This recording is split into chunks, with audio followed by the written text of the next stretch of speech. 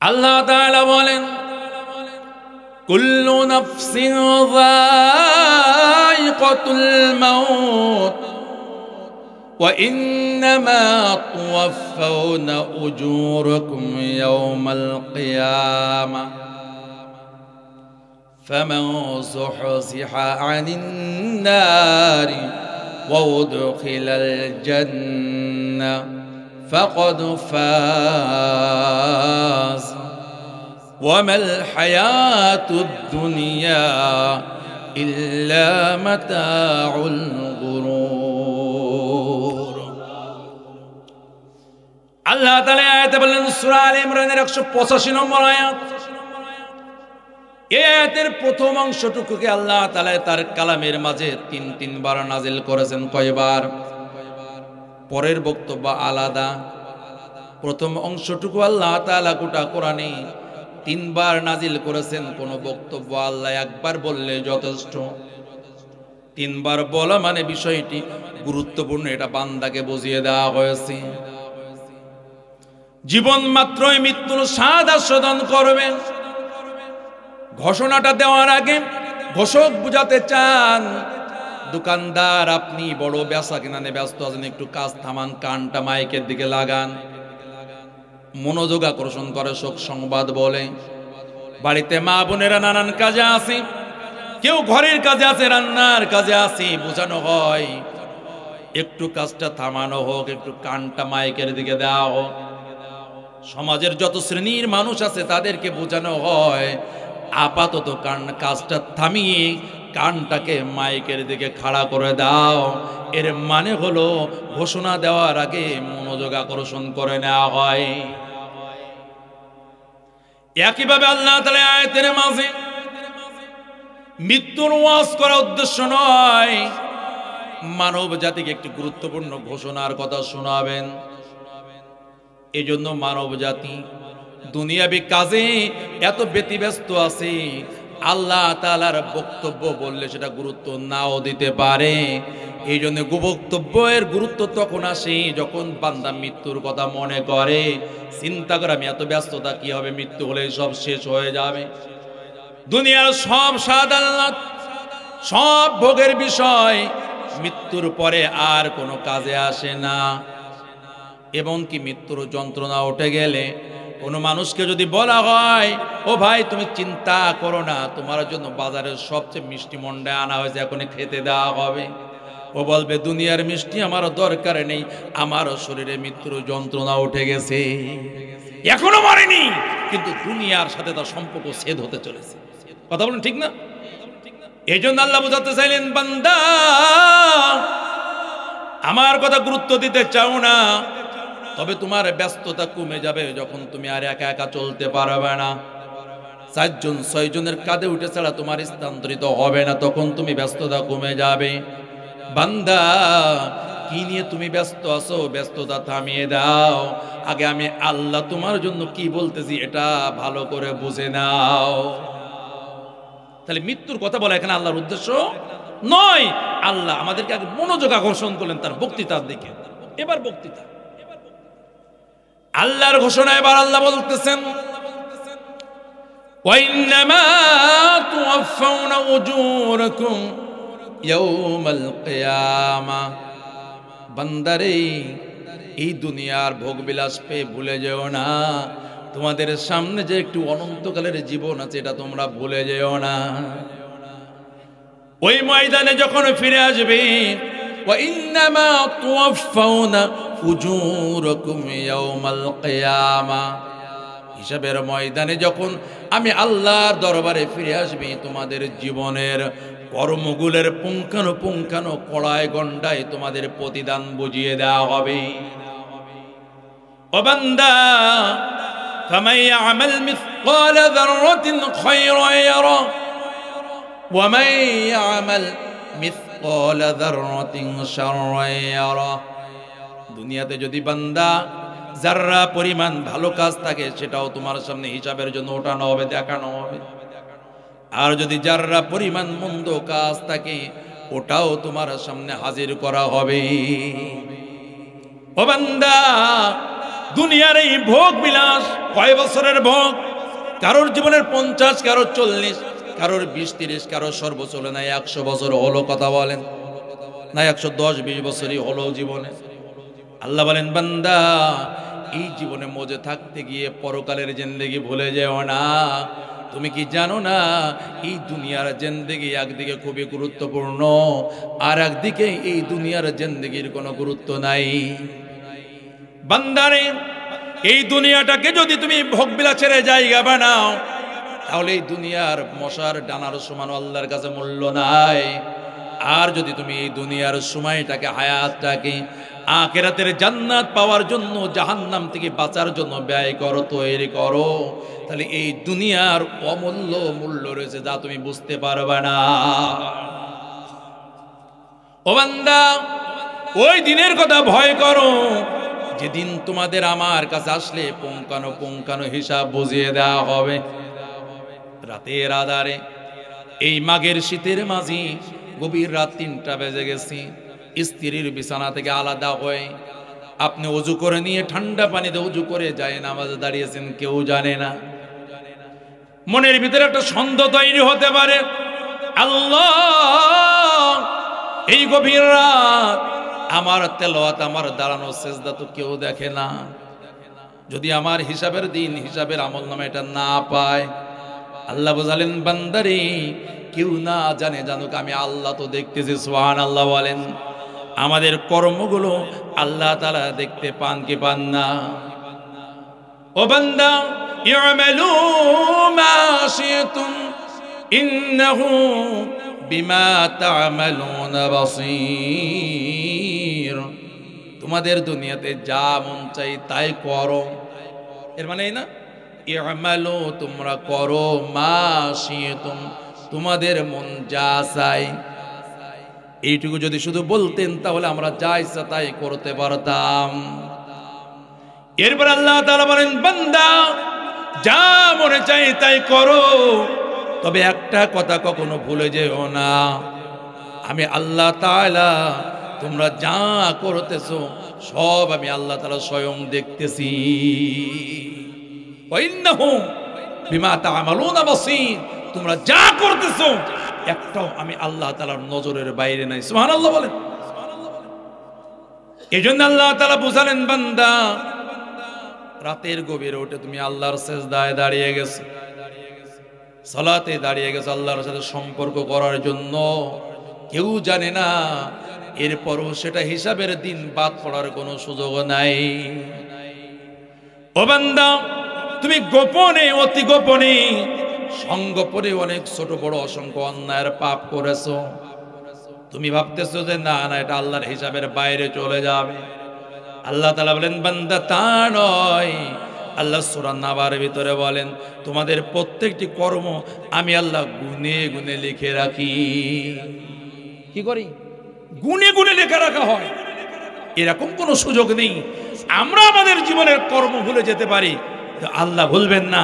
আর আল্লাহ record শুধু এক প্রকার নয়, বিভিন্ন কায়দায় আমাদের জীবনের কর্মের রেকর্ড হতেছে।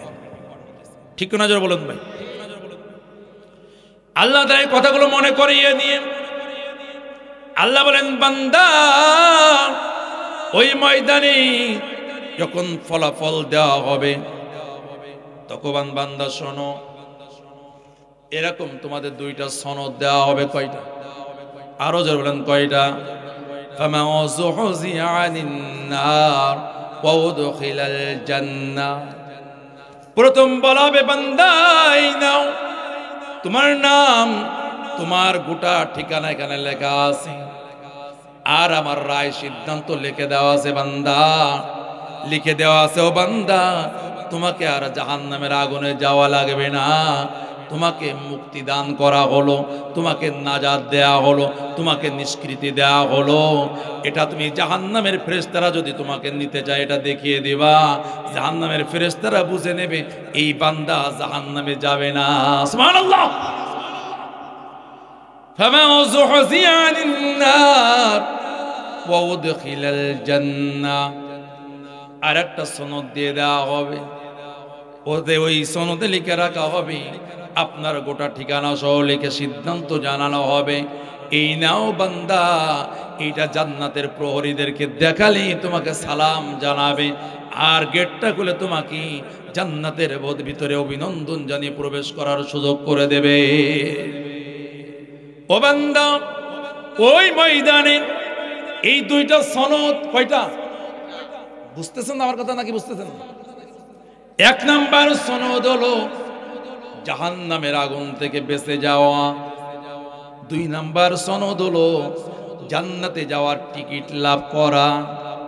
দুনিয়ার ছোট একটা অনুষ্ঠান হলে টিকিট নিয়ে কত হাউল্লার শুরু হয়ে যায়, কথা বলেন। খেলা হবে 2-3 দিন আগে লাইন দিয়ে রাখে স্টেডিয়ামে টিকিট কাটার জন্য। ছোট্ট একটা বিনোদন খেলার জন্য যদি স্টেডিয়ামে ঢোকার জন্য প্রবেশপত্র লাগে, টিকিট লাগে, মহানে আমার জান্নাতে যাওয়ার জন্য টিকিটের দরকার আছে না নাই, কথা বলেন। আরো জন আছে না নাই?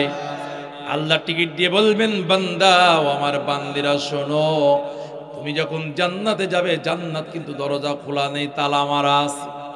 কি করে আছে? তালা মারা রয়েছে। ইচ্ছা করলেই শর্টকাট চুরি করে ঢোকা যাবে না, ভিন্ন কোনো রাস্তা দিয়ে জান্নাতে যাওয়ার সুযোগ নাই। প্রহরীদেরকে সনদ দেখিয়ে তাদের মাধ্যমে অভিনন্দিত হয়ে এরপরে জান্নাতে যাওয়া লাগবে। ও বান্দা, তখন তোমাকে টিকিট দেখাতে হবে। এই নাও টিকিট নাও। আল্লাহ বলেন, এই দুইটা জিনিস যারা আখিরাতের ময়দানে পেয়ে যাবে, ফাকাদ ফাজ, ওই বান্দা বান্দিগুলোই কেবলমাত্র সফল হয়ে যাবে। নারায়ে তাকবীর। এর মানে আল্লাহ আয়াতে আমাদেরকে বুঝিয়ে দিলেন, বান্দা ও বান্দি শুনে নাও, তোমার জীবনের সফলতা হলো জাহান্নাম থেকে বেঁচে যাওয়া আর জান্নাতে যাওয়ার সুযোগ লাভ করা। বান্দা, তুমি পৃথিবীর সব কিছুর মালিক হয়েছো, কিন্তু আখিরাতের ময়দানে জাহান্নাম থেকেও বাঁচতে পারো নাই, জান্নাতেও যেতে পারো নাই। সব লাভ করার পরেও তুমি একজন ব্যর্থ মানুষ এই পৃথিবীতে। বান্দা, এই জমিনে তুমি অনেক নির্যাতন সহ্য করেছো, অনেক পরীক্ষার মধ্য দিয়ে তোমার জীবন গেছে। খাইতে পারো নাই, অনাহারে দিন কাটানো লেগেছে, ঘুমাতে পারো নাই নিজের বাড়িতে, কথা বলেন আছে না না এরকম? বান্দা, হকের পথে টিকে থাকতে গিয়ে তোমার হাত হারিয়ে ফেলেছো, পা হারিয়ে ফেলেছো, চোখ হারিয়ে গেছে, অবশেষে তোমার জীবনটাও চলে গেছে। বান্দা, অনেকে বলেছে যদি লড়াইয়ের ময়দানে না যেত তাহলে এভাবে মরতো না। এটাকে তোমার পরিবারের জন্য, তোমার জন্য ক্ষতি হিসেবে দেখি, কিন্তু বান্দা যদি তুমি এর পরেও জান্নাতে পৌঁছে যেতে পারো, শুনে না, ওটা কোনো ক্ষতি নয়, বরং তুমি তোমার সফলতার শীর্ষ শিখরে পৌঁছে গেছো। তাহলে এই আয়াত বলার উদ্দেশ্য হলো আমাদের সফলতা কি আমরা কি বুঝতে পেরেছি? আল্লাহর বক্তব্য কি বলেন তো? আমাদের সফলতা হলো জাহান্নাম থেকে বেঁচে যাওয়া আর জান্নাতে যাওয়ার প্রবেশ অধিকার লাভ করা, এটাই সফলতা। কিন্তু এই সফলতা লাভের পিছনে বাধা কি আছে না নাই বলেন? সবচেয়ে বড় বাধা হলো দুনিয়ার মোহ।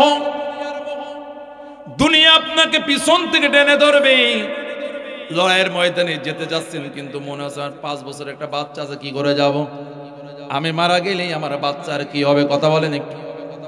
অনেক রকম পিছুটান আছে না নাই? অনেক সুন্দর বাড়ি বানিয়েছেন, কি রে 2 মাসও ঘুমাতে পারলাম না, এখন যদি মারা যায় এই বাড়ি ভোগ করবে কে? ও বান্দা, এই লড়াইয়ের ময়দানে নামার জন্য, এই সফলতা লাভের জন্য পিছনে সবচেয়ে বড় বাধার নাম হলো দুনিয়ার মোহ। কিসের মোহ? কথা বলো। আজকে আমার অনেক মানুষ আছে শুধুমাত্র দুনিয়ার পথ, পদবি, নিজের লক্ষ্যে যাওয়ার জন্য এখন কোরআনের বিরোধিতা শুরু করে দিয়েছে। কথা বলতে হবে। এমন কথা বলতেও শোনা যায় এই কোরআনের সাথে, ইসলামের সাথে, কোরআনের সাথে রাজনীতির কোনো সম্পর্ক নাই। আগেও শোনা গেছি, এর নতুন করে কথা এখনো শোনা যাচ্ছে। ভাইরা আমার, এইভাবে যারা ইসলামকে, কোরআনকে সুযোগ মতো ব্যবহার করে টেনে নেয়, আবার ইসলাম মতো কোরআনকে ছুঁড়ে ফেলে দেয়, ইসলাম থেকে দূরে সরে যায়, এই মানুষরাই হলো পাক্কা পারফেক্ট ধর্ম ব্যবসায়ী। যারা ধর্মের জন্য, কোরআনের জন্য জীবন দেয়, এরা ধর্ম ব্যবসায়ী নয়, এরা ধার্মিক, এরা ধর্মভীরু। কথা বলেন ঠিক কিনা ভাই? আর যারা প্রয়োজন মোতাবেক ধর্মকে ব্যবহার করে আবার ছেড়ে ফেলে দেয়, এদেরকে ধর্ম ব্যবসায়ী বলা হয়। কষ্ট পাচ্ছেন কে একটু শুনে নিই, মাঝে মাঝে শোনা ভালো, কারণ ভিতরে যদি ইমানের ডায়াবেটিস থাকে তাহলে অ্যালার্জি শুরু হবে। বুঝাতে পারিছি আপনাদেরকে? তাহলে এখনো শুরু হয়নি, তাহলে আরো কিছুক্ষণ বলা যাবে ইনশাল্লাহ। রাজি আছেন তো ইনশাল্লাহ তাআলা? ভাই তো আমাকে বলেছিলেন হলো 10:30 পর্যন্ত, কিন্তু 11টা, আমার তো টার্গেট 12টা পর্যন্ত। দেখা যাক কত পর্যন্ত। বিরক্ত হচ্ছেন না তো এখন আপনারা? ভাইরা আমার, তাহলে আমাদের সফলতাকে একটু জোরে বলতে হবে। আমাদের সফলতা হলো কয়টা? 1 নাম্বার হলো জাহান্নামের আগুন থেকে বেঁচে যাওয়া। 2 নাম্বার হলো জান্নাতে যাওয়ার অধিকার লাভ করা।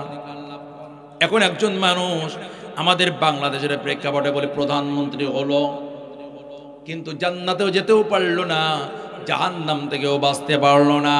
এবার বলেন প্রধানমন্ত্রী হওয়াটা তার জীবনের সফলতা না ব্যর্থতা? সবাই বলেন। অথচ একজন মানুষ দিনমজুর অথবা ভ্যান চালক অথবা মসজিদের ইমাম অথবা খাদেম অথবা যাই হোক, এরকম ভাবে দুনিয়ার খুব আমরা যাদেরকে নিচু শ্রেণী মনে করে থাকি, কিন্তু তার জীবনের মাধ্যমে, কর্মের মাধ্যমে, তার জীবন পরিচালনার মাধ্যমে সে জাহান্নাম থেকে আখিরাতে বেঁচে গেল আর জান্নাতে যাওয়ার টিকিট পেয়ে গেল। এবার আপনাদের বলতে হবে এই লোকটা সফল না ব্যর্থ? আমরা তো ব্যর্থ মনে করতেছি।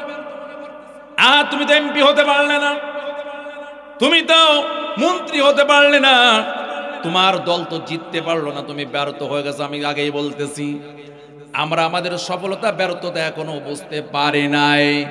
দুনিয়ার পরাজয়ের পরেও আমি যদি আল্লাহর জান্নাতে চলে যাই তাহলে এটা আমার প্রকৃত সফলতা। আর দুনিয়ার বিজয়ের পরে যদি আমি ওখানে জাহান্নামী হয়ে যাই, এই দুনিয়ার বিজয় আমার জন্য বিজয় নয়, এটাই হলো আমার জীবনের পরাজয় এবং ব্যর্থতা। এই জিনিসটাকে বুঝতে পেরেছেন সবাই? তাহলে এই ওয়াজ থেকে ফায়দা হবে, নতুবা কোনো ফায়দা হবে না। কিন্তু এক একটা কথা বলবার মিজাজ গরম হবে। আপনি হুজুর কাছে এসে বলবেন আজকে নামাই দেন, কালকে শেষ দিন দেখা যাবে। কিন্তু যদি আপনি আপনার সফলতা বুঝে নিতে পারেন, তাহলে যতক্ষণ কোরআনের কথা হবে আপনার ভিতরে বিরক্তি আসবে না। আর যাই হোক, বোঝা গেছে না কথাগুলো? ভাইরা আমার, তাহলে এই সফলতা লাভের সবচেয়ে বড় বাধার নাম হলো দুনিয়ার মোহ, দুনিয়ার ভোগ বিলাস, দুনিয়ারও কিছুদিন ভালো থাকা, বেঁচে থাকা, ভালো একটা পদ নিয়ে থাকা। এই জন্য অনেক মানুষ আছে তার চেয়ারের কারণে সত্য কথা বলতে পারে না। আছে না ভাই এরকম? যখন এই 16 বছর প্রায় জুলুম চলেছে, অনেক পুলিশ অফিসার, প্রশাসনের বড় বড় লোক তারাও বলেছে হুজুর, আমরা মসজিদের ইমাম, আমাদের অনেক মুসল্লি আছে, প্রশাসন কয় হুজুর আমরা যে বুঝি না তা না, আমরা তো আমাদের পদের কাছে হাত পা বাঁধা অবস্থায় আছি। ঠিক কিনা জোরে বলুন। ও ভাইরা আমার, সত্য বলতে গেলে চাকরি থাকবে না, সত্য বলতে গেলেই বরখাস্ত করে দেওয়া হবে, সত্য বলতে গেলে ওএসডি করে দেওয়া হবে। কি আছে না নাই কথা বলেন? অনেক মানুষ এই ক্ষতি মেনে নিতে পারে না, এই জন্য বাধ্য হয়ে বাতিলের গোলামি এবং তার চামচামি করতে বাধ্য হয়ে যায়। আল্লাহ বলেন বান্দা, এই যে সফলতা থেকে সরে গেলে, এটাই হলো তোমার জীবনের দুনিয়ার মোহ। আমি বাগেরহাট ফকিরহাটের একটি ফাজিল মাদ্রাসার অ্যারাবিক লেকচারার, আমি ওই জায়গার একটা ঘটনা জানি। আল্লাহর দিনের একজন সৈনিক আছে এমন, তার চাকরি হারিয়ে গেছে, চাকরি কলেজের বড় একটা পদের চাকরি, এরপরে চাকরি থেকে সে আউট হয়ে গেছে, তারপরে বাতিলের কাছে মাথা নত করে নাই, শুধু বলেছে যে স্যার একটু ওই মেয়র সাহেবের কাছে একটু যান, একটু দেখা করলে আপনার চাকরি বহাল হয়ে যাবে। উনি বলেছে এই বাতিলের সাথে দেখা করে চাকরিকে টিকিয়ে রাখবো না। সুবহানাল্লাহ বলা যাবে কিনা? তাহলে দিনের পথে টিকে থাকতে গেলে অনেক ত্যাগ করা লাগে কি লাগে না? ওই ত্যাগের পরেও যদি জান্নাতে পৌঁছে যাওয়া হয়, তাহলে ওই ত্যাগটাই তার জীবনের সফলতা। ও ভাইরা আমার, ওই গল্প ঘোড়া হারানোর গল্প মনে আছে তো? ওইটা মনে থাকলে তাফসির, গোটা তাফসির বোঝানো যায়। আর আপনি যখন একটু সফল আসবে মনে করেন ওরে সর্বনাশ, আমি তো বিজয় হয়ে গেছি। না, আমাদের জীবনের বিজয়, দুনিয়াতে আমাদের চূড়ান্ত কোনো বিজয় নেই, আমাদের চূড়ান্ত বিজয় হলো আখিরাতের ময়দানে। ঠিক তো ভাই? বন্ধুগণ আমার, এই জন্য আল্লাহ তাআলা আয়াতের শেষে বললেন ওয়ামাল হায়াতুদ দুনিয়া ইল্লা মাতাউল গুরুর। ও বান্দা, দুনিয়ার মোহের কারণে তুমি এই সফলতা লাভ করতে পারো না। কথা বলতে হবে ভাই। বড় বড় আমি কি বলবো, একটা আলিয়া মাদ্রাসায় শিক্ষকতা করি ভাইরা আমার, আমরা নিজেদের কথায় বলি, বড় বড় প্রিন্সিপাল, বড় বড় দায়িত্বশীল মানুষেরাও, বড় বড় মাদ্রাসার মুহতামিমেরাও নিজেদের স্বার্থের কারণে মাথা নত করতে বাধ্য হয়েছে। কথা বলেন না কেন আপনারা? ভুল বলতেছি না? আমাদের বিরুদ্ধে, আলেমদের বিরুদ্ধে কথা বললে, মানে কথা যদি যায় তাহলে বলা যাবে না? কথা বলুন, কথা যদি সত্য হয় তাহলে বলা যাবে কি যাবে না? বাধ্য হয়েছে সামসামি। এই যে বিজয়ের পরে অনেক এই সামসামের চাকরি থেকে তারা পালিয়ে, মানে তাদের পালানো লাগেনি, নিজেরা পালিয়ে চলে গেছে, বরখাস্ত করা লাগেনি। ভাইরা আমার, কেউ যদি স্বেচ্ছায় পালিয়ে যায় ওটাই তার অপরাধের বড় প্রমাণ। কথা বলেন না কেন? কেউ যদি পালিয়ে যায়, অপরাধ করেছে কি না করে ওটা বিবেচনা না করেই বলে দেওয়া যায় ও অপরাধী। এজন্যই প্রাথমিক তদন্ত হলো অপরাধের কারণেই পালিয়ে গেছে। বুঝাতে পারিস আপনাদেরকে?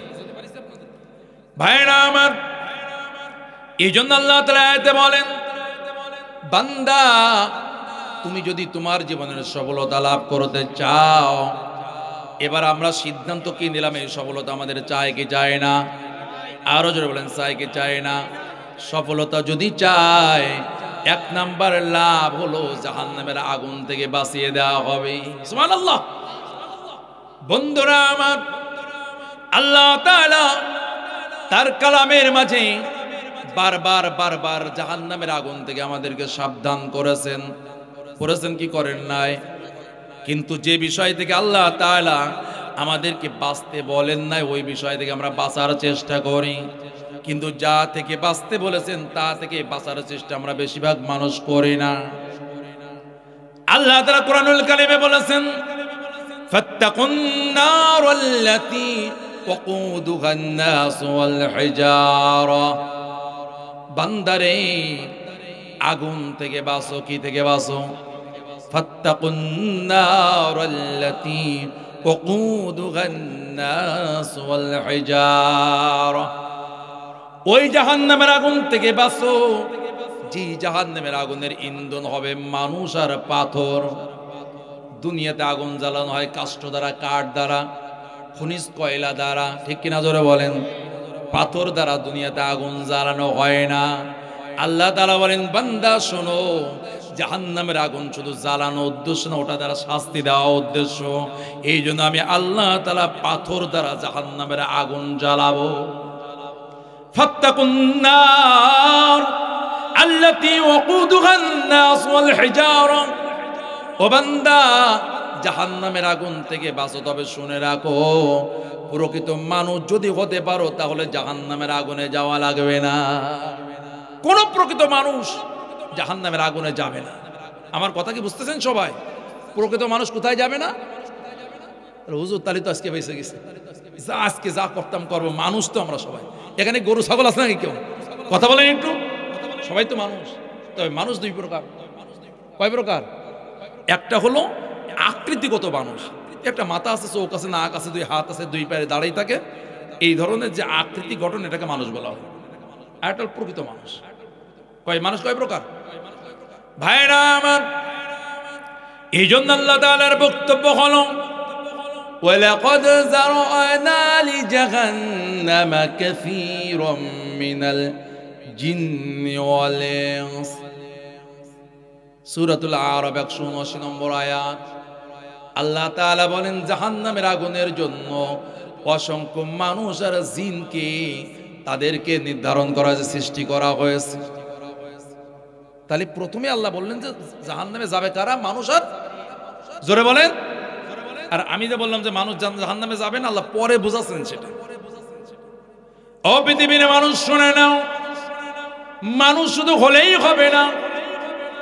মানুষ, প্রকৃত মানুষ হওয়ার জন্য এই কিতাবের কাছে আসা লাগবে কি লাগবে না? একটু জোরে বলেন। আমরা একটু বলেন তো, মানুষ জন্মগ্রহণ করে আগে না লেখাপড়া করা আগে? জন্মগ্রহণ করে আগে, লেখাপড়া পরে। কিন্তু আল্লাহ তাআলা সূরাতুর রহমানের ভিতরে তরতিব উল্টিয়ে দিলেন। আল্লাহ তাআলার যতগুলো নাম রয়েছে, একটি বরকতপূর্ণ নামের নাম হলো আর রহমান, তাই না? এর মানে হলো পরম করুণাময়। পরম করুণাময় মানে যার চেয়ে আর বেশি করুণা করা যায় না। কোনো জিনিসের পরম মান মানে কি ওর পরে আর মান হবে না, এইটা না মানে ওর পরে আর মান হবে না, এটা হলো পরম মান। আল্লাহ তাআলা পরম করুণাময়। এ কথা বলার পরে বলে আর রহমান আল্লামাল কুরআন খলাকাল ইনসানা আল্লামাহুল বায়ান। পরম দয়াময়ের দয়া হলো তিনি তোমাদেরকে কোরআন শেখাতে চান। সুবহানাল্লাহ বলে খলাকাল ইনসান, এরপরে তোমাদেরকে মানুষ বানাতে চান। আল্লাহ এই মানুষ বানানো মানে আমাদের সৃষ্টিকে বোঝানো হয় নাই, আল্লাহ বোঝাচ্ছেন ওই যে জাহান্নাম থেকে বাঁচার জন্য যে মানুষ, জান্নাতে যাওয়ার জন্য যে মানুষ, এই প্রকৃত মানুষ বানানোর জন্য আমি আল্লাহ তাআলা কোরআন শেখাতে চাই। নারায়ে তাকবীর। তাহলে প্রকৃত মানুষ হতে গেলে এই কোরআনের কাছে আসা লাগবে কি লাগবে না? কোরআনের মাদ্রাসার কাছে আসা লাগবে কি লাগবে না? কোরআনের মার কাছে যাওয়া লাগবে কি লাগবে না? কেননা এটা ছাড়া আকৃতিগত মানুষ হওয়া যায়, কিন্তু প্রকৃত মানুষ জান্নাতের মানুষ হওয়া যায় না। এই জন্য আল্লাহ তাআলা বলেন আমার দয়ার যত দিক রয়েছে পরম দিক হলো কোরআন শিখিয়ে দেওয়া। এর আগে যে কিতাব নাজিল হয়েছে ওই কিতাব তাদের জন্য, ঠিক কিনা জোরে বলুন। বান্দা এই কোরআন শিখলে তবেই তো প্রকৃত মানুষ হওয়া যায়। এই কোরআনের প্রথম সূরা হলো সূরাতুল ফাতিহা। এটা হলো ভূমিকা বলা হয়, এটা কি বলা হয়? প্রারম্ভিকা ভূমিকা, সূচনা। মূল বক্তব্য শুরু হয়েছে সূরাতুল বাকারা দ্বারা। বুঝাতে পেরেছি আপনাদেরকে? বাকারা মানে কি? যারা আলেম উলামা বলার দরকার নেই, আমরা সাধারণ মানুষ যারা তারা বলে বাকারা মানে কি?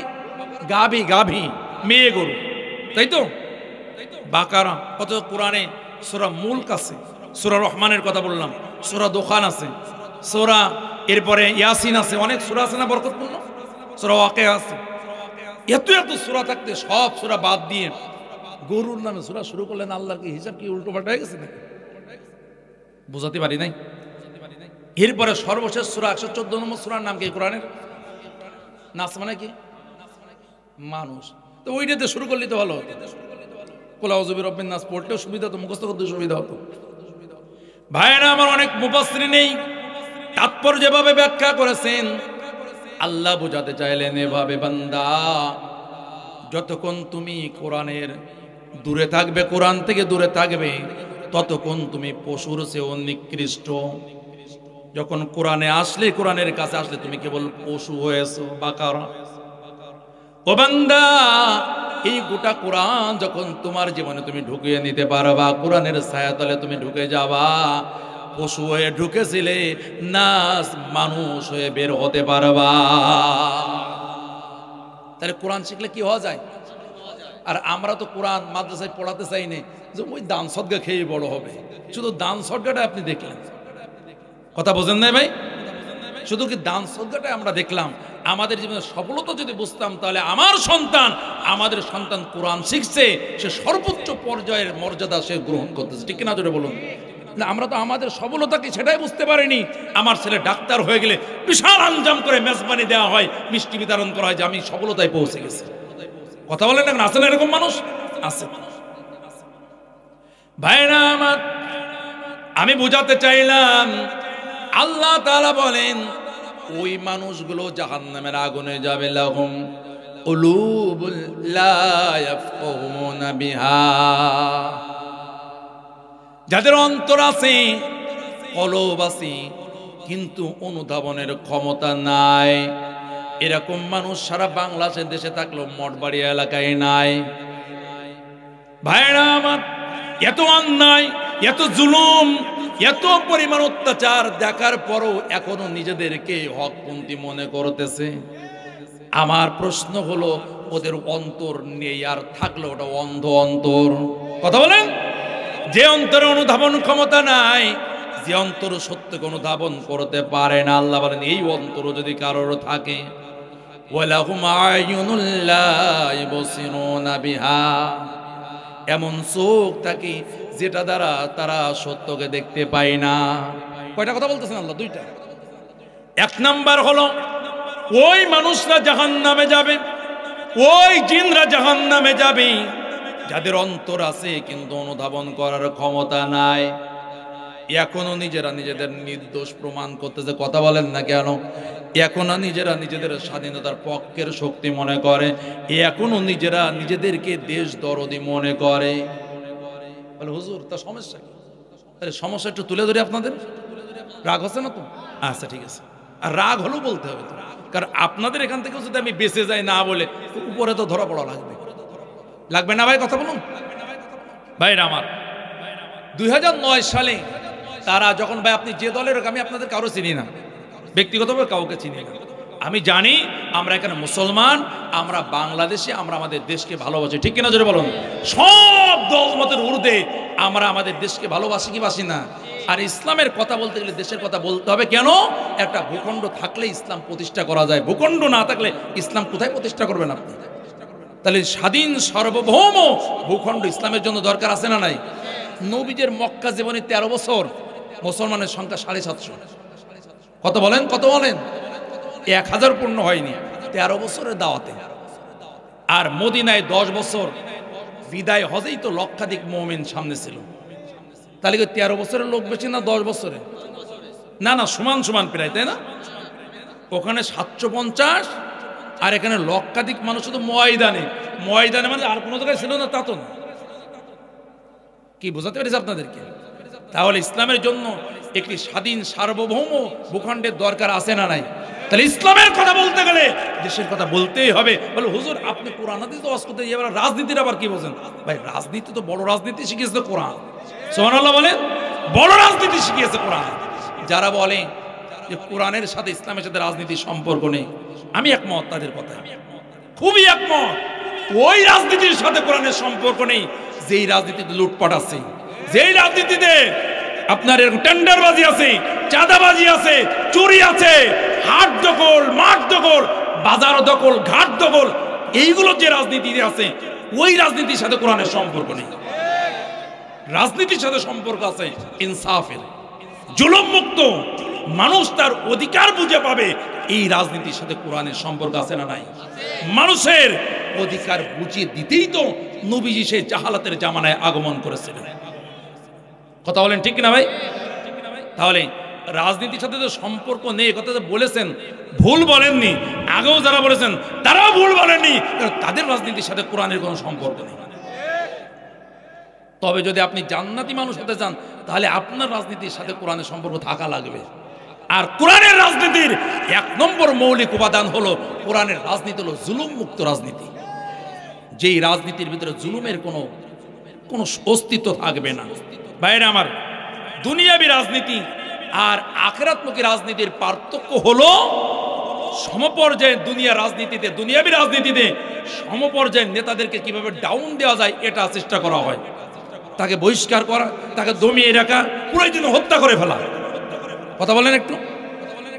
আর আখিরাতমুখী রাজনীতির উপাদান হলো, আমি এই চেয়ারে বসে আছি, আমার ভাই কিভাবে উঠবে এই প্রচেষ্টা চালানো। মানে আমি আমার এই চেয়ারে বসে থাকার আমার মূল উদ্দেশ্য না, আমার উদ্দেশ্য হলো আল্লাহর জমিন, আল্লাহর দিন প্রতিষ্ঠিত হয়ে যা। আমি যতক্ষণ আছি দায়িত্ব পালন করব, আর আমি যদি চিরদিন থাকবো না, এই জন্য আমার এই পর্যায়ে লোক তৈরি করব। তাই দুনিয়াবী রাজনীতিতে তার প্রতিপক্ষকে ঘায়েল করা হয়, মানে দুনিয়া রাজনীতির একই দল করলে প্রতিপক্ষ থাকে, আর আখিরাতমুখী রাজনীতিতে প্রতিপক্ষ না, পরস্পর সহযোগী হয়ে যায়। কথা বলেন ঠিক কিনা ভাই? উনি উপরে উঠতে চান কেন? নিজের সুবিধার জন্য না, তার চেয়ারে আরেকজনকে আনার জন্য। আর তিনি তো জানেন আমাদের এক বিশাল মিশন, আর এটা হলো এক যৌথ কর্ম। আমি করতে না পারলে আমার ভাই করবে, সে না পারলে তার ভাই করবে, এইভাবে কার্যক্রম চলতেই থাকবে। বিষয়টা এরকম না, অনেকে বোঝায় না ভাই অমুক দলের তারাও তো এমপি হবে, আর আপনারা জিতলে কি এমপি হবেন? আপনারাও তো এমপি হবেন। হ্যাঁ এমপি হবে, এমপি হওয়া উদ্দেশ্য নয়, উদ্দেশ্য হলো একটি জুলুম মুক্ত ইনসাফের সমাজ প্রতিষ্ঠা করা। এটাই হলো দুনিয়াবী রাজনীতি আর আখিরাতমুখী রাজনীতির পার্থক্য। বুঝাতে পারলাম নাকি? বেজার হলেন? বেজার হচ্ছেন তো না একটু? ভাইরা আমার, ভালো করে বোঝেন দেশপ্রেমিক কাকে বলে। আমি কি বোঝাতে পারতেছি আপনাদেরকে? 2009 সালে যখন তারা ক্ষমতায় আসলো, তখন বাংলাদেশ রাষ্ট্রীয়ভাবে 2,76,000 কোটি টাকা ঋণ ছিল বিদেশের কাছে, দেশের ব্যাংকের কাছে। কত?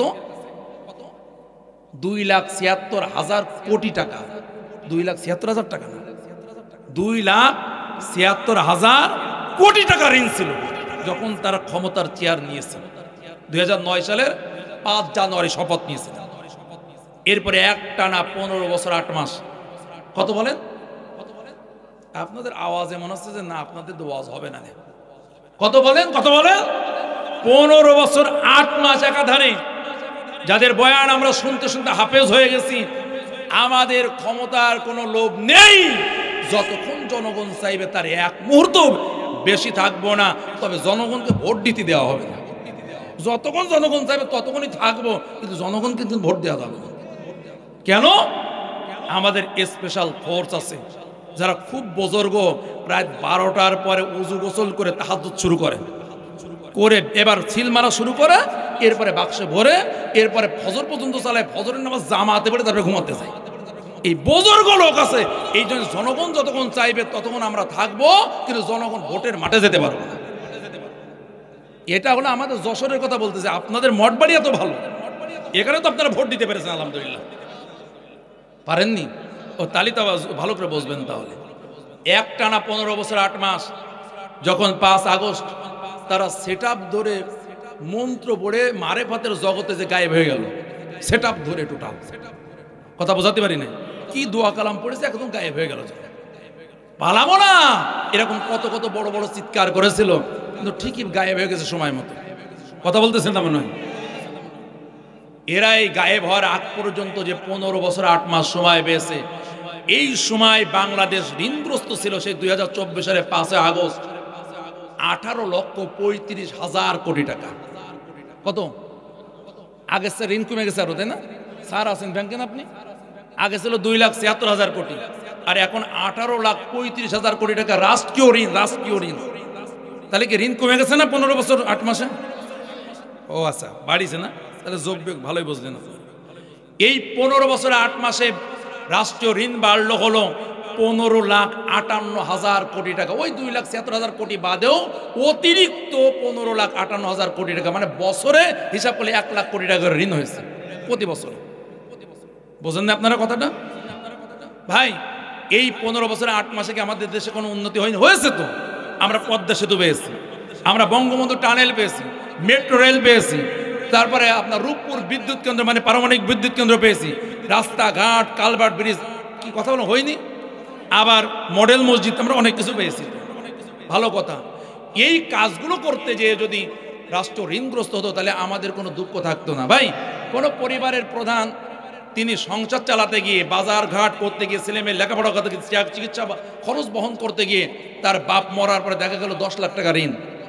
ছেলেবেলে বলবে না, আরে আমার বাপের ইনকাম ছিল না, এত বড় একটা সংসার টানতে গিয়ে ঋণগ্রস্ত হয়েছে, তাহলে এতে তো বাপের কোনো দায় নেই। আমি কি বোঝাতে বললাম?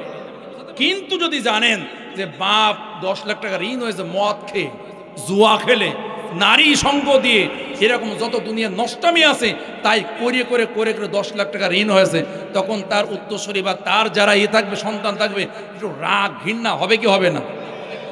যে আমাদের সংসার চালাওনি, খেয়েছো মদ, খেয়েছো গাঁজা, হ্যাঁ এরকম ভাবে খেয়েছো, নানান আজে বাজে জিনিস, হ্যাঁ জুয়া খেলেছো, এরকম বাজে বাজে কাজ করে অর্থ ঋণ হয়েছো, রাগ হবে কি হবে না? তা আমাদের দেশে যা পরিচালনার দায়িত্বে ছিলেন ওনারা এত ঋণ কেন? আরো ডাবল হোক, কত 18,35,000 কোটি, আমরা 36,70,000 কোটি দিলাম, এও হোক। তাতে যদি আমাদের দেশের এই সমস্ত মানে স্থাপনা করতে গিয়ে ব্যয় হতো, আমরা বলতাম যে না, রাষ্ট্র চালাতে গেলে এটা ব্যয় হয়েছে, ঠিক আছে। কিন্তু গল্প তো এখানে শেষ না, আর এক লাইন গল্প আছে এখানে। এই 15 বছরে 8 মাসে এ দেশ থেকে 17,60,000 কোটি টাকা পাচার হয়ে গেছে বাইরে। বুঝাতে পারি নাই? তাহলে গল্পকে এবার পরিপূর্ণ বুঝতে পেরেছে? হ্যাঁ, ঋণ বেড়েছে 15,58,000 কোটি, তার চেয়েও 2 লাখ কোটি টাকা বেশি তারা পাচার করেছে। মানে যা ঋণ হয়েছে এর চেয়েও এদেশের উন্নয়নের টাকা আরো 2 লাখ কোটি টাকা বেশি বিদেশে পাচার করে দিয়েছে। যারা এইভাবে দেশের অর্থকে পাচার করে নিজেদের ব্যক্তিগত স্বার্থ উদ্ধার করতে পারে, আর যাই হোক ওদেরকে দেশপ্রেমিক বলা যায় না, ওদেরকে আর যাই হোক স্বাধীনতার পক্ষের শক্তি বলা যেতে পারে না, ওদেরকে আর যাই হোক এই দেশের স্বাধীনতা সার্বভৌমত্বের পক্ষের দল, এ কথা বলার কোনো সুযোগ নেই। ওরা দেশকে এমন ভাবে অর্থনৈতিকভাবে পঙ্গু করে দিয়েছে যাতে পরবর্তীতে আমাদের পরে পালায় যাওয়ার পরে কেউ যদি আসেও তাও যেন দেশ চালাতে না পারে। কথা বলেন না কেন আপনারা ভাই? ভাইরা আমার, আমি ছোটবেলায় যখন বুঝতাম ভারতের কথা, আমাদের গল্প শোনাতো, আমি মনে করতাম ভারত মানে দান করতো, আমরা দান খেয়ে খেয়ে মনে বেঁচে আছে, ভারতের তোষামত করা। আর এখন এই 5-6 মাসে দেখা গেল ভারতে চিকিৎসায় যাওয়া হচ্ছে না, পর্যটনে মানে ঘুরতে যাওয়া হচ্ছে না, এরপরে কোনো আলু পেঁয়াজ আমদানি হচ্ছে না। এখন ওদের দেশের কৃষক, ওদের দেশের ব্যবসায়ী না খেয়ে মারা যাচ্ছে। মানে আমাদের এতদিন জুজুর গল্প শোনানো হয়েছে, জুজুর ভয় দেখানো হয়েছে, ওই বাঁশ বাগানতে ভূত আসবে না, কথা কি বোঝাতে পারি নাই? এই দেখায় দেখায় মাথায় হাত বলে ঘুমাই দেওয়া হয়েছে। মানে আমাদের যা বোঝানো হয়েছিল এর বাস্তবতা আপনারা কি নেটে দেখেছেন না, আলোচনা দেখেছেন না? কৃষক আলু পেঁয়াজ নিয়ে রোডে ঢেলে দিচ্ছে, দাম নেই। হসপিটালগুলোর মালিকরা পালাই যাচ্ছে কারণ ইনকাম নেই, বেতন দিতে পারতেছে না। পর্যটন কেন্দ্রগুলো বন্ধ হয়ে যাচ্ছে কেননা বাংলাদেশিরা যাচ্ছে না। তাই বাংলাদেশিরা কি না খেয়ে আছে 6 মাস? কথা বলেন। তাহলে আমাদেরকে জুজুর গল্প শোনানো হয়েছে। এত বড় রাষ্ট্র যদি আমাদের মাথার উপর হাত না থাকে আমরা চলবো কি করে? সব ভুকাস ভুয়া মিথ্যা কথা এগুলো। ভাই আপনার পকেটে টাকা আছে, আপনি মঠবাড়িয়ার বাড়ি মানে বাজার করবেন না, আপনি পিরোজপুরে যাবেন, তা মাল পাওয়া যাবে না? কথা বলেন। পিরোজপুরে আপনি বাজার করবেন না, বয়কট। আপনি খুলনার বাজারে যাবেন, মাল পাবেন না। টাকা আছে পকেটে, আমার যে জায়গায় ইচ্ছে আমি বাজার করবো। আমার টাকা আছে আমার দেশের, আমি ভারতে যাব না, পাকিস্তানে যাব বাজার করতে, চীনে যাব, বার্মায় যাব, পৃথিবীর আর দেশ আছে না নাই? আমাদের ভূগোল পড়ানো হয়েছে, বোঝাতে পারি নাই? গল্প এখনো শেষ হয়নি। যে পরিমাণ টাকা পাচার হয়েছে তাতে পদ্মা ব্রিজের উপর, পদ্মা নদীর উপরে 85টা সেতু বানানো যেত। কয়টা? আর আপনার সামনে তো একটা সেতু, পদ্মা সেতু, পদ্মা সেতু, পদ্মা সেতু জেকের করা আছে। আর বলে কি উন্নয়ন, কি উন্নয়ন। এই একটা করে 84টাতে গায়েব করে দেওয়া হয়েছে। বোঝাতে পারলাম না? একটা সেতু করতে দিয়ে যদি 84 সেতুর টাকা পাচার করা যায় তাহলে ওরকম সেতু তো আরেকটা হইতো কয়দিন পরে। বোঝাতে পারলাম না?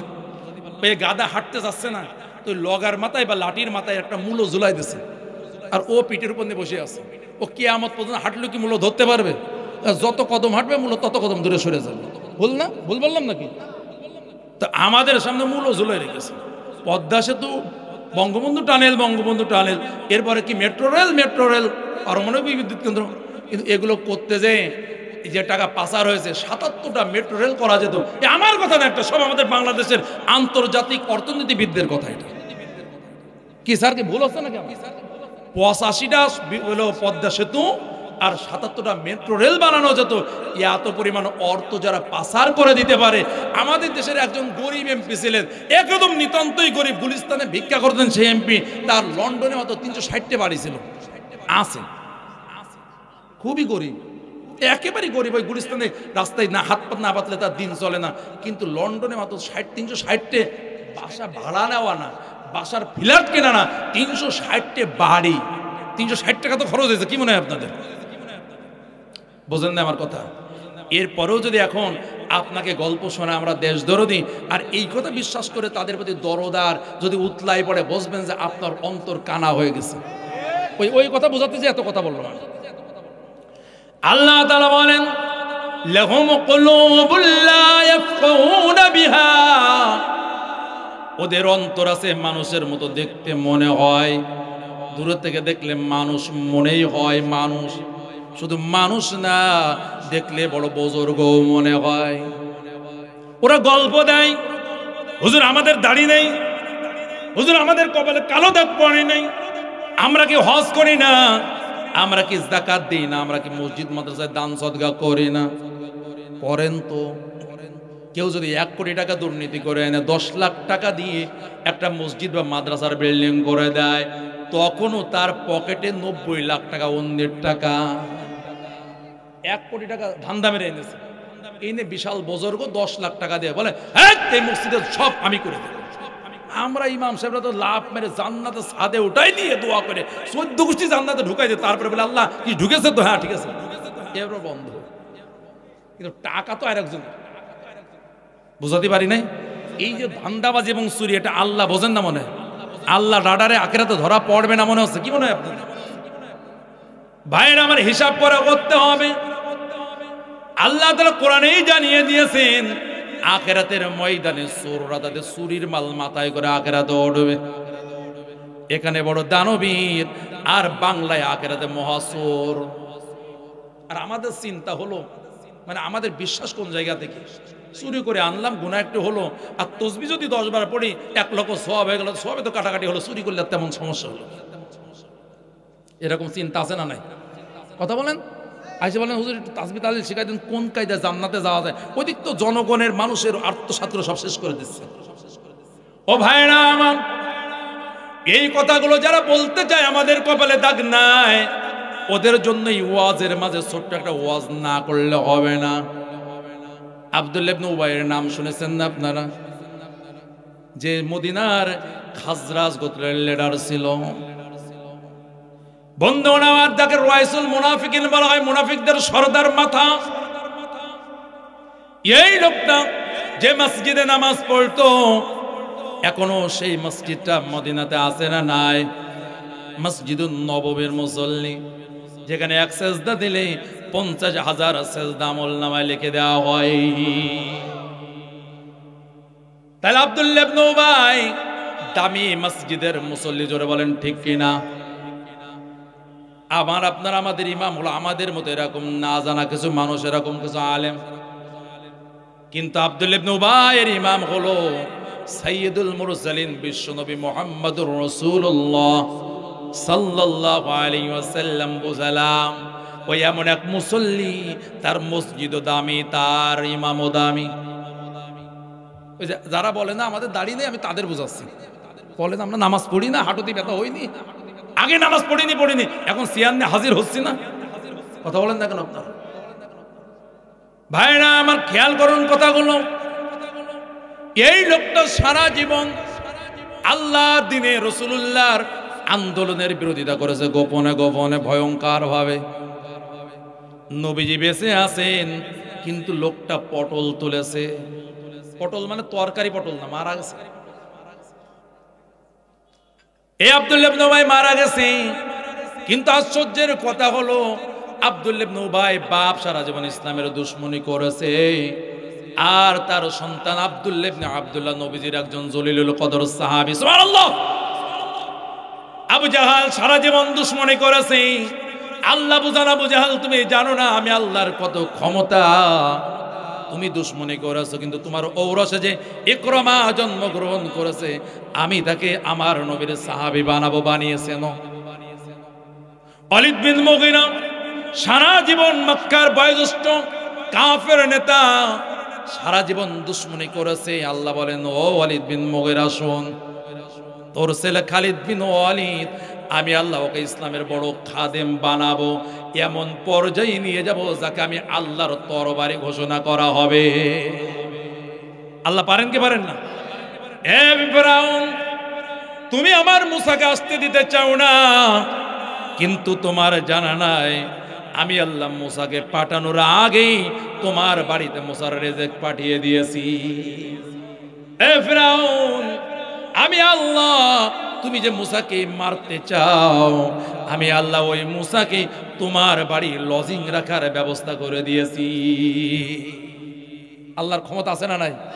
ওই আল্লাহ যদি এখনো থাকতেন, তাহলে আমাদের কোনো টেনশন থাকতো না। আছে? তাহলে আওয়াজ এত ম্যাও ম্যাও হচ্ছে কেন? আওয়াজ তো জোরালো হতে হবে, আর মুমিনের আওয়াজ তো কখনো নিচু হতে পারে না। ভাইরা আমার, আব্দুল্লাহ ইবনে উবাই মারা গেছে।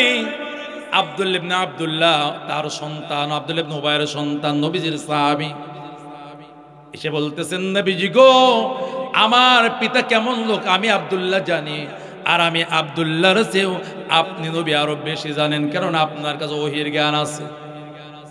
ও নবীজি, আপনাকে জানাই, আমার পিতার জানাজার ইমামতিরা কিন্তু আমার আব্দার যা আপনি করাবেন। কথা কি বুঝেছেন? নবীজির মসজিদের মুসল্লি, নবীজি হলেন তার ইমাম, মসজিদ নববী হলো তার মসজিদ। নবীজি রওনা দিয়েছেন দাওয়াত পেয়ে, আর নবীজির পাশেই ছিলেন একজন অত্যন্ত কোমল হৃদয়ের অধিকারী সাহাবী, নাম হলো ওমর। খুব নরম মনের মানুষ না? হ্যাঁ, এই তেজি সাহাবী ইমানের বলে বলিয়ান নবীজি রওনা দিয়েছেন। কিতাবের ভিতরে রয়েছে যে নবীজির কুর্তা জামা টেনে ধরেছেন। নবীজি গো, কার জানাজা পড়তে যাচ্ছেন? ও যে কি ছিল আমি ওমর তো জানি, আমি ওমরের চেয়েও নবী আপনি তো আরো বেশি করে জানেন। নবীজি আমার বললেন, ওমর ছেড়ে দাও আমাকে, কেননা তুমি কি জানো না আমি বুঝতে পারি নাই। কারো 10:30টায় ক্লিয়ার হয়ে গেছে, এখন ওর মেমোরি ফুল হয়ে শুধু সিগন্যাল দিচ্ছে যে ফুল, বাড়ি যা বাড়ি যা। আর না মমতাজের গান কিছু ডিলিট কর, তালি ঢুকবে না, বাড়ি যা সিগন্যাল। আর কারোর তো 64 জিবি 128 জিবি নিয়ে বসেছে, হুজুর কেবল 2 জিবি হয়েছে, এখন 126 জিবি বাকি আছে। বুঝাতে পারিস? কিন্তু মাল কিন্তু ঢুকানোর জায়গা সাইজ কিন্তু একই, ছোট বড় না যে 128 মানে এত বড় মেমোরি আর 556 মানে এত বড়, তা কিন্তু না। বুঝাতে পারিস আপনাদেরকে? তাহলে কেউ যদি চলে যায় তাতে কি আফসোস আছে আপনাদের? 11টা পর্যন্ত চলবে তো কি চলবে না? আমার তো মন চাই 12টা পর্যন্ত, কিন্তু আমার সুযোগ দেওয়া হবে না। ইনশাল্লাহ যতটুকু করা যায় দেখা যাক। ভাইরা আমার, তাহলে বিপদ দেখলে মুমিনদের আর মুনাফিকদের অবস্থা এক না আলাদা? ওই আপনার ঘরের চাল যেটা আপনার ছাউনি দেওয়াটা কিন্তু ছিদ্র আছে কি না আছে স্বাভাবিক বোঝা যায় না। বোঝা যায় যখন মুষলধারে বৃষ্টি হয়, বাড়ির ভিতরে ঘরের ভিতরে যখন এরকম ভাবে এরকম আপনার বিভিন্ন বাটি বা বালতি পাতা লাগে, পানি বলতেছে, তখন বোঝা যায় হাই হাই বৃষ্টি না হলে বুঝতামই না আমার ঘরের চালের টিনগুলো নষ্ট হয়ে গেছে। এমনি তো বোঝা যাচ্ছে না, তাই না? এর মানে বুঝালাম বিপদ মুসিবত আর ঝামেলা যদি না আসে, হামলা মামলা না হয়, তাহলে বোঝা যায় না কোনটা আসল আর কোনটা নকল। এই নকলকে আসল থেকে আলাদা করার জন্য আল্লাহ মুমিনদের জন্য বিপদ মুসিবত পাঠান, আর এটা করবেন, এটা হলো আমার আল্লাহর ওয়াদা। আল্লাহর বক্তব্য হলো আহাসিবান নাস আইয়ুতরাকু আইয়াকুলু আমান্না ওয়া হুম লা ইফতানুন। মানব জাতিকে এই ধারণা করলো, শুধু ইমানের ঘোষণা দিল, এতে ইমানদারদের দলে আমি কর গ্রহণ করে নেব। না না, এই ঘোষণা আসল ঘোষণা না, নকল ঘোষণা। ওটা কি ইসলামের প্রতি আত্মসমর্পণ নাকি এখন মায়ের কার ভয়ে ইমান এনেছে? কথা বলেন না কেন? এখন অনেক খারাপ মানুষ এখন একদম পিওর ভালো হয়ে গেছে, ইমাম সাহেবের চেয়ে বুজুর্গ হয়ে গেছে এখন অনেক মানুষ। এমন বুজুর্গ মনে হয় না রে, ও যদি মাছ দেওয়া হয় তাহলে এক পাশ খেয়ে উঠে যাবে, আর এক পাশে যে মাছ আছে তা জানে না, ভিজা বিড়া। কিন্তু এতদিন ও দাপটে এলাকায় থাকা যায়নি। এমনি এই যে ইমান, এই যে তওবা, এই যে দল বদল করলো, এটা আসল না নকল বিপদ আসলে বোঝা যাবে। আবার যখন টুপ করে ঢুকে যাবে দেখবেন ও দল পাল্টায় ফেলাইছে, বলে না নেত্রী সমস্যা নাই, এই কয়দিন একটু বাইসে থাকার জন্য একটু জিসার করছিলাম। কথা বলা যায়? বুঝা যাচ্ছে তো ভাই? ও ভাই, এই জন্য বক্তব্য হলো আল্লাহ বলেন ওয়ালাকাদ ফাতান্নাল্লাযীনা মিন ক্বাবলিহিম ফালায়ালামান্নাল্লাহুল্লাযীনা সাদাকু ওয়ালায়ালামান্নাল কাযিবিন। শুধু পৃথিবীতে তোমরা মোমেন না, আদম আলাইহিস সালাম থেকে ঈসা পর্যন্ত আরো মোমেন জাতি পৃথিবীতে এসেছে কি আসে না? জোরে বলো। আল্লাহ বলেন অবশ্যই অবশ্যই আমি পরীক্ষা করেছিলাম, যাতে করে ইতিপূর্বের মানুষগুলো পরীক্ষা করেছিলাম, এই জন্য আমি আল্লাহ জেনে নিতে পারি। আল্লাহ পরীক্ষা ছাড়াও জানেন কি জানেন না, কিন্তু এই পরীক্ষা করেন ওই বান্দাকে জানানোর জন্য, বান্দা তোমার জাহান্নামে দিচ্ছি, দেখো তুমি তোমার অপকর্মের সাক্ষী। কথা বোঝেন না আপনারা? পরীক্ষা না করে ও তো বলতে পারতো পরীক্ষা ফেল করবো তো নিশ্চিত জানে, কিন্তু একটা কথা তো থেকেই যায়, পরীক্ষা তো নিলেন না, তো আমি পাস করবো না ফেল করবো তা বুঝবো কি করে? ও ফেল করবে, নিশ্চিত ফেল করবে, পাস করতে পারবে না। এরপরে বড় কথা বলবে পরীক্ষা না নিলে। কথা বলেন না কেন আপনারা? ও জানে যে 20 জনের ভিতরে আমি এখানে ইন্টারভিউ দিয়ে এই মসজিদের আমি হাফেজ সাহেব টিকতে পারবো না, ও জানে, কিন্তু গ্যাঞ্জাম বাতানো জন্য বলে আমার একটু ডাকলোই না, পরীক্ষায় নিল না, আমি পারি কিনা। কথা থেকে যায় না একটা? আল্লাহ আমি তো জানি তারপর আমি পরীক্ষা করব যাতে তুমি বুঝতে পারো তুমি কোন দলের লোক। আমি তো জানি তুমি কোন দলের। আল্লাহ ফালা ইয়ালামান্নাল্লাহুল্লাযীনা সাদাকু ওয়া লা ইয়ালামান্নাল কাযিবিন। এই বক্তব্য থেকে একটা বিষয় তো পুরোপুরি স্পষ্ট হয়ে গেল, ইমানের দাবির ব্যাপার পৃথিবীতে মানুষ হলো দুই প্রকার। কয় প্রকার? জোরে না বললে ওয়াজ এখানেই শেষ, সবাই না বললে এখানেই শেষ। এক প্রকার হলো, এখন আমি যদি বলি হুজুর আমি ভাত খেয়েছি, এই কথাটা কি দুই রকম হতে পারে না? সত্য হতে পারে? বর্ণনামূলক কথা কি দুই রকম অর্থ হয় না? সত্য হতে পারে, মিথ্যা হতে পারে। জিজ্ঞেস করলে নামাজ পড়েছি স্যার, তা পড়েছি, মানে এ কথা সত্য হতে পারে, পড়লে সত্য না পড়লে মিথ্যা, তাই তো নাকি? তো ঈমান তো একটা ঘোষণা, আল্লাহ তাআলাকে ইলাহ মেনে নেওয়া, বিশ্ব নবীকে একমাত্র আদর্শিক নেতা মেনে নেওয়ার ঘোষণা। আর কারোর বিধান আমি মানি নাই ঘোষণা দেওয়া। এই ঘোষণা সত্য হতে পারে, মিথ্যা মিথ্যাও হতে পারে, কে পারে না? এই যে আল্লাহ তাআলা বলেন ওই দাবির ব্যাপারে, ঘোষণার ব্যাপারে কারা সত্যবাদী আর কারা মিথ্যুক আমি আল্লাহ অবশ্যই অবশ্যই পরীক্ষা করব। আল্লাহ কিভাবে করবেন? ওয়ালানাবলুওয়ান্নাকুম বিশাইইম মিনাল খাউফ ওয়াল জু' ওয়া নাকসিম মিনাল আমওয়ালি ওয়াল আনফুসি ওয়াস সামারাত ওয়া বাশশিরিস সাবিরিন الذين إذا أصابتهم مصيبة قالوا إنا لله وإنا إليه راجعون নারে তাকবীর। আমরা মরে গেলে যদি এই দোয়া পড়ি, কিন্তু কিয়ামত হয়ে যাচ্ছে কিন্তু এখনো বুঝলাম না যে কি পড়তেছে। এটা হলো আফসোস থাকবে না এই দোয়া পড়লে। আল্লাহ বলেন আমি আল্লাহ পরীক্ষা নিব অবশ্যই অবশ্যই। ভয় ভীতি দ্বারা, কি দ্বারা? বাড়ি ঘুমোতে পারেন না, মামলার ভয়ে, ভয় কি ছিল কি ছিল না, এটা মিলাই দিচ্ছি। রাগ যা হয় হোক, একদিনই তো হবে, আর বেশি দিন তো হতে পারছে। এর বেলা বলো খোদার দ্বারা আপনি মামলা চালাতে চালাতে ফতুর, এখন বাজার করার টাকা নেই, ঝামেলা আছে না নাই? আল্লাহ বলেন আমি ভয় ভীতির দ্বারা আমি তোমাদের পরীক্ষা করব।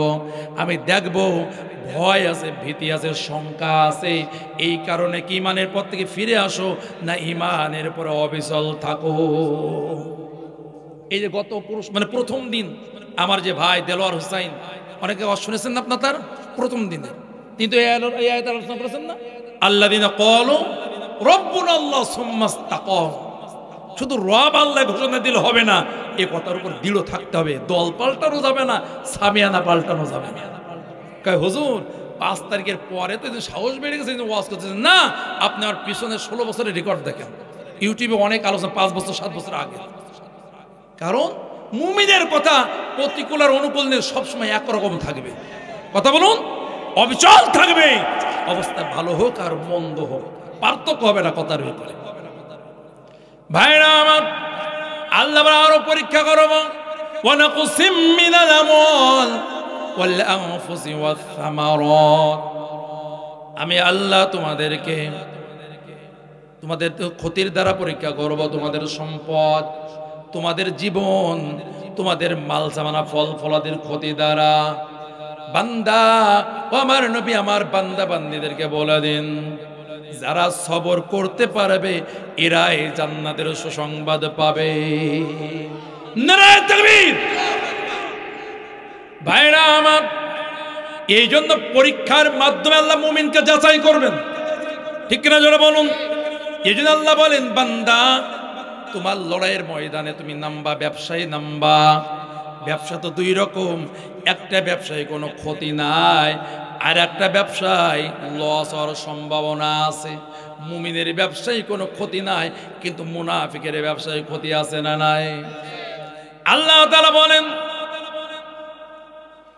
ইন্নাল্লাযীনা ইয়াতলুনা কিতাবাল্লাহ ওয়া ক্বামুস সালাহ ওয়া আনফাকু মিম্মা রাযাকনাহুম সিররাও ওয়া আলানিয়া ইয়ারজুনা তিজারাতাল লা তাবুর। নারায়ে তাকবীর।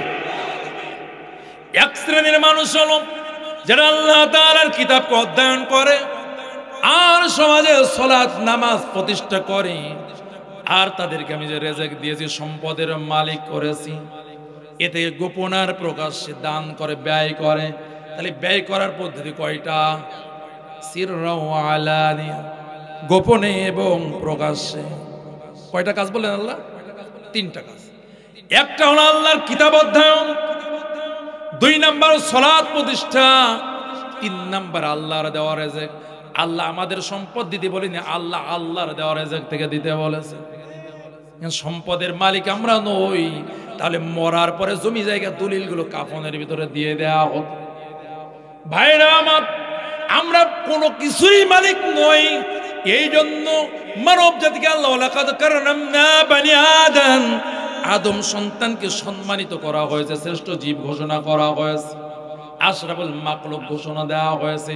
সভ্য জাতি বলে মরার পরে 3 টুকরা সস্তা সাদা কাপড় কাফন দ্বারা পেঁচিয়ে দেয়। মানুষ যদি অসভ্য জাতি হতো তাহলে উলঙ্গ কবরে রেখে আসা হতো। কেন? ওই 3 টুকরা কাপড় নিয়ে যাওয়ারও আমার কোনো অধিকার নেই। শুধু সভ্য মানুষ, এই জাতি অশ্লীল নয়, এই জন্য আল্লাহ 3 টুকরা কাপড় করে কোনো মতো জড়াই দাও, ওরও নেওয়ার কোনো ক্ষমতা নেই। কথা বুঝতেছেন আমার? বোঝা গেল কোন সম্পদের মালিক আমরা নই। মালিক কে? জোরে বলতে হবে। কিন্তু তারপরেও কোরআনের মাহফিলের জন্য যদি বলা একটু সহযোগিতা করে, বড় অভাব যাচ্ছে। মাহফিলে বলে যাচ্ছে যে আল্লাহ সম্পদের মালিক, আর যখন আল্লাহর পথে চাওয়া হয় এত বড় নিঃশ্বাস নিয়ে যাবো, ভাই আমার পকেটে 10টা টাকা নিয়ে যাও, বাদাম কিনে খেয়ে, এমন দেখায় অবস্থা আছে না নাই? কথা বলেন একটু। আল্লাহ তাআলা বলেন 3টি কাজ যারা কোরআন অধ্যয়ন করবে, যারা সালাত প্রতিষ্ঠা করবে, যারা গোপন প্রকাশ্যে আল্লাহর দেওয়া রিজিক ব্যয় করবে আল্লাহর পথে, আল্লাহ তাআলা বলেন ইয়ারজুনা তিজারাতাল লা তাবুর। ওই এমন একটা ব্যবসা আল্লাহর সাথে করলো যে ব্যবসায়ী কখনো লোকসান হবে না। কোশ্চেন কালেও এই ব্যবসায় লোকসান নেই। সুবহানাল্লাহ বলেন। এটা একটা ব্যবসা। আরেকটা ব্যবসা আছে, এটা তো মুমিনদের ব্যবসা। আরেকটা কাদের ব্যবসা বললাম? আল্লাহ তাআলা তাও বললেন, মুনাফিকদের দীর্ঘ আলোচনা করে সূরা বাকারার এক পর্যায়ে যে বললেন উলাইকাল্লাযীনা ইশতারাউ দালালাতা বিল হুদা, এরা হলো তারাই, মুনাফিকদের কথা আল্লাহ বলেন, এরা হলো তারাই যারা ঈমানের মতো হিদায়াতের দৌলত এটা মুনাফিকের নামে গুমরাহি দ্বারা বিনিময় করে নিল। কি করলো? ঈমান দিয়ে দিল। ওই যে অনেক দেখেন না, দুধ বেচা টাকা দিয়ে যে মদ কিনে খায়, নিজের বাড়ির গরুর দুধ বাজারে বিক্রি করে টাকা ওইটা দ্বারা মদ খায়। যে কি হলো তাহলে? দুধ বিক্রি করে মদ না? বুঝতেছেন আমার কথা নাকি? মেলা সময় হয়ে গেছে তো এই জন্য তেজ পাওয়া যাচ্ছে না। আমার কিন্তু আল্লাহর রহমতে এখনো যে এনার্জি আছে তার তেজ এখনো একদম কমে নেই। 12টা পর্যন্ত নিরিবিলি চালাতে হবে। কিন্তু আমি 5ম দিনের করা যায়, কিন্তু 4র্থ দিন করা যায় না, অন্যায় হয়ে যাবে। আরো ফজরের নামাজ সামনে রয়েছে, ফতোয়া তোমার মাথায় আছে। ভাইরা আমার, আল্লাহ তাআলা বলেন যারা হিদায়াতের পরিবর্তে গুমরাহিকে কিনে নেয়, কিসের পরিবর্তে? ঈমানকে বেচে দেয়, নিফাককে কিনে নেয়। আল্লাহ তাআলা বলেন শোনো, এই যারা ব্যবসা করলো, ফামা রাবিহাত তিজারাতুহুম, তারা তাদের ব্যবসায় কখনো লাভবান হতে পারবে না। কি লাভবান না লস? ওই যে মুনাফিক আব্দুল্লাহ ইবনে উবাই এত বছর আল্লাহ রাসূলের বিরোধিতা, ইসলামের বিরোধিতা করলেন, এখন লাভ হয়েছে না লস হয়েছে? কথা বলুন। ইন্নাল মুনাফিকিনা ফি দারকিল আসফালি মিনান নার, ওর উপরের তলায় থাকবে ফিরাউন, ওর উপরের তলায় থাকবে নমরুদ, ওর উপরের তলায় থাকবে আবু জেহেলরা, আর ও থাকবে সবচেয়ে নিচের তলায় জাহান্নামের। কার কথা এটা? লাভ হয়েছে না লস হয়েছে? আল্লাহ বলেন যারা হিদায়াতের পরিবর্তে গুমরাহিকে কিনে নেয় এরা লাভবান হয়নি, ব্যবসায় লস হয়েছে। তা আমরা কি ব্যবসায় লাভ করতেছি না লস করতেছি? অনেক বড় একটা ওয়াজ ছিল, আমি করতে পারলাম না। আল্লাহ তাআলা সূরা তাওবার ভিতরে বলতেছেন ইন্নাল্লাহা আশতারা মিনাল মুমিনিনা আনফুসাহুম ওয়া আমওয়ালাহুম বিআন্না লাহুমুল জান্নাহ। ব্যবসা বোঝানোর জন্য কোরআনে তিজারা শব্দ ব্যবহার করা হয়েছে, ইশতারা শব্দ ব্যবহার করা হয়েছে, বায়ুন ব্যবসা বেচা কেনা বোঝানো হয়েছে। কথা বলুন। আল্লাহ এখানে বললেন নিশ্চয়ই আল্লাহ তাআলা কিনে নিয়েছেন। কি করেছেন? মিনাল মুমিনিন। এই জায়গায় কেনাকাটায় ব্যবসার ভিতরে ক্রেতা হলেন আল্লাহ। ক্রেতাকে তাহলে ক্রেতা থাকলে বিক্রেতাও লাগে কি লাগে না? বিক্রেতা ছাড়া ক্রেতা হওয়া, স্ত্রী ছাড়া স্বামী হওয়া, স্ত্রী যদি না তাহলে সে কোনোদিন স্বামী হতে পারবে না। কথা বলেন না কেন? সে মেয়ে মহিলাই থাকবে, কোনো স্ত্রী হতে পারবে না যদি স্বামী না থাকে। তার মানে একটা আরেকটা পরিপূরক। কিনা তো তখনই হয় যখন বেচা হয়, বেচা তো তখনই হয় যখন কিনা হয়। কথা বোঝাতে পারিস কি আপনাদের? আল্লাহ তাআলা নিশ্চয় আমি আল্লাহ কিনে নিয়েছি মিনাল মুমিনিন, মুমিনদের কাছ থেকে। তার মানে কিনা বেচায় ক্রেতাকে, বিক্রেতা কারা? সব নারী পুরুষ যত মুমিন আছে। তাহলে বেচতে যদি আমরা যদি বিক্রি করে থাকি তাহলে কিছু মাল লাগবে কিনা? বাজারে বেচবেন তা মাল লাগবে না? হয় আলু, নাই পটল, নাই মুদি দোকান, কিছু তো থাকবে। নয় সুপারি, সুপারি আছে না এলাকায়? না এলাকায় নাই মনে হয়। ওই সে হিজলায় গেলাম বরিশালে, সভাপতি সাহেব উনি মাদ্রাস সুপার, হুজুর আমাদের এলাকার সুপারি। হ্যাঁ ওইটাই মূলধন। তাহলে এখন আমরা বেচবো কার কাছে বেচবো? বুঝতেছেন তো? কিন্তু ব্যবসার কথা শেষ ওঠানো গেল না, দুঃখ থেকে গেল না। ভাইরা আমার খেয়াল করুন, নিশ্চয় আল্লাহ তাআলা কিনে নিয়েছেন মুমিনদের কাছ থেকে। কি কিনলেন? মিনাল মুমিনিনা আনফুসাহুম, তাদের জীবন, ওয়া আমওয়ালাহুম, তাদের সম্পদ। তাহলে মুমিনের ওই জায়গায় আল্লাহ তাআলা বলেন মুমিনের মূলধন দুইটা জিনিস, জীবন আর সম্পদ। কথা বলুন। আমাদের মূলধন কত? কিসের মূলধন? জান্নাত কিনার মূলধন, দুনিয়া ভোগ করার না। আল্লাহ তাআলা বলেন বান্দা তুমি বিক্রেতা, তুমি সেলার, আমি কাস্টমার। আমার কাছে যদি তোমার এই মূলধন বিক্রি করো, আমি ফ্রি নেব না, আমি আল্লাহ বিনিময় দেব। কারণ কিনা বেচা করতে গেলে বিনিময় লাগে কি লাগে না? তুমি চাইল নাও, আমার টাকা দাও। তুমি মাছ নাও, আমার টাকা দাও। দুইটা জিনিস লাগে না? আল্লাহ তাআলা বুঝালেন বান্দা তুমি যা বেচতে এসেছো ওটা তোমার না রে বান্দা, ও বান্দি, ওটা আমি আল্লাহর দেওয়া। জীবন কার দেওয়া? বান্দা তোমার যে মাল ওটা কার দেওয়া? একই মানুষ পথে পথে ভিক্ষা করে বেড়ায়, একই মানুষ 10 তলা বিল্ডিং এর মালিক। কথা বলুন, স্রষ্টা কি এক না আলাদা? আল্লাহ বলেন বান্দা আমার বান্দিরা শোনো, এই যে বিক্রি করতে যা বাজারে এনেছো ওটাও তোমাদের না, ওটাও আমার দেওয়া। আমার দেওয়া মাল আমি কিনে নেবো কেন? থাপ্পাটা বসাই দিয়ে বলবো দে আমার মাল দে। এটা তো হওয়া উচিত ছিল। আল্লাহর মাল, আমাদের জীবন মাল সব আল্লাহর। তারপর বেচা কেনার দরকার কে? এই দিছিলাম দে, ফেরত দে। বোঝেননি আপনারা কথা? ওই যে কেয়ারটেকারকে বাড়ি টাড়ি দিয়ে এসে ঢাকায় থাকে, ও কি মালিক বানাই দিছে নাকি? বলে দেখাশোনা করো, ভাড়া তুলবা, ওদের কি ভাড়াটেদের কি ঝামেলা দেখবা, তোমার একটা বেতন দিয়ে হবে মাসে মাসে। ও কি মালিক? কেয়ারটেকার মানে কি? যত্ন নেই যে, তাই না? কথা কি বোঝাতে পেরেছি? দেখভাল করে, ও কি মালিক? তা আমরা দুনিয়াতে দেখভাল করি, আমরা মালিক না? মালিক কে? কথা বলুন। সূরা মুলকের শুরুতে আল্লাহ বলে দিলেন না কি মালিক কে? তাবারাকাল্লাযী বিয়াদিহিল মুলক, তিনি বরকতময় সত্তা, যার হাতে সমস্ত রাজত্ব। সুবহানাল্লাহ। ভাইরা আমার, আল্লাহ তাআলা বলেন বান্দা এই ব্যবসায় আমি আল্লাহ ক্রেতা আর তোমরা হলো বিক্রেতা। তোমরা দিবা জীবন আর মাল, আর বিআন্না লাহুমুল জান্নাহ, ও বান্দা এর বিনিময়ে আমি আল্লাহ তাআলা তোমাদেরকে জান্নাত দেব।